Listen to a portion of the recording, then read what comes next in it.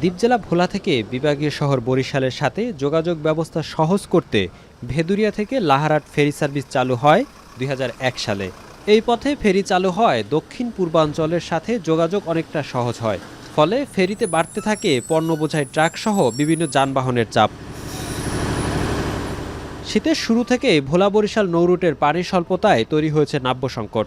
ভেদুরিয়া ফেরিঘাটের পশ্চিম দিকে ও শ্রীপুর এলাকায় ২ nautical mile জুড়ে দেখা দিয়েছে ডুবোচর।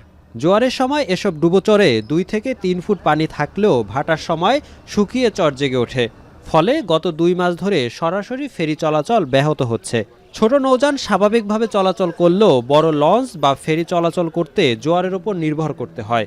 এতে যাতায়াতে বেশি সময় লাগার পাশাপাশি তৈরি হচ্ছে ভোগান্তি। লঞ্চে বরিশাল যাইতে লাগতো ১.৫ থেকে ২ ঘন্টা, বর্তমানে ডুবোচরের কারণে প্রায় ৩ ঘন্টা সময় লেগে যায়। অনেকদিন যাবত ড্রেজিং না হওয়ার কারণে লঞ্চগুলো অনেক সময় ডুবোচরে আটকে থাকে ঘন্টার পর ঘন্টা। আগে ১ ঘন্টা লাগতো, এনে লাগে ৪ ঘন্টা। ১ ঘন্টা তো আইতেই পারে না, আগে লাগে ৪ ঘন্টা, এমনকি সকাল সন্ধ্যাও ঠেকিয়ে যায়। যদিও নৌরুট সচল রাখতে প্রতি বছর বিভিন্ন পয়েন্টে করা হয় খনন, তবে এসব কার্যক্রম কোনো কাজে আসছে না বলছেন নৌযান মালিক ও শ্রমিকরা। ভেদুরিয়া ঘাট থেকে আমাদের শ্রীপুর পর্যন্ত যাইতেই আমাদের প্রায় ৪০ মিনিটের মতো সময় লাগিয়ে যায়, কারণ এটা আমাদের ২টা ড্রেজিং পয়েন্টে যে ড্রেজার বসাইছে, এদের কাজের গতি খুবই স্লো। বছরের পর বছর যে ড্রেজিং করে, কাজের নামে কোনো কাজই হয় না। এদিকে একই অবস্থা ভোলা লক্ষ্মীপুর নৌরুটেরও। মেঘনা নাব্য সংকটের কারণে ২৩ নটিক্যাল মাইলের গন্তব্য ডুবোচর এড়িয়ে চলতে ঘুরে যেতে হয় অতিরিক্ত প্রায় ১২ নটিক্যাল মাইল।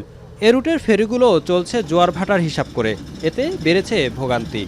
এখানে যে পরিমাণ পানি থাকার কথা আমাদের লঞ্চ চলাচলের জন্য, ততটুকু পানির পরিমাণ নাই, অনেক কম, যার কারণে ভাটার সময় অনেক সময় আমরা লঞ্চ ঠেকে যাই। শীত মৌসুমের সময় সাধারণত নদীতে নাব্যতা সংকট থাকে।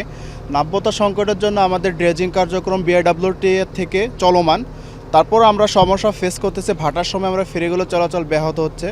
এদিকে ভোলা বরিশাল রুটে ৩ বছরের অধিক সময় ড্রেজিং কার্যক্রম চললেও তার স্থায়ী সমাধান না আসার কারণ জানতে চাইলে ক্যামেরার সামনে কথা বলতে রাজি হয়নি বিআইডব্লিউটি এর কোনো কর্মকর্তা।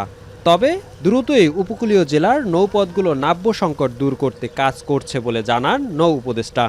নাব্যতা সংকট হয় তাহলে বিআইডব্লিউটি আছে, আমরা অনেক ড্রেজার প্রকিউর করছি, ড্রেজিং হবে। কারণ বাংলাদেশের কোনো নদী ড্রেজিং ছাড়া নাব্যতা রাখা যায় না। কারণ আপনি জানেন যে উত্তর থেকে সমস্ত পলি আসে, প্রতি বছর হাজার হাজার টন পলি আসে।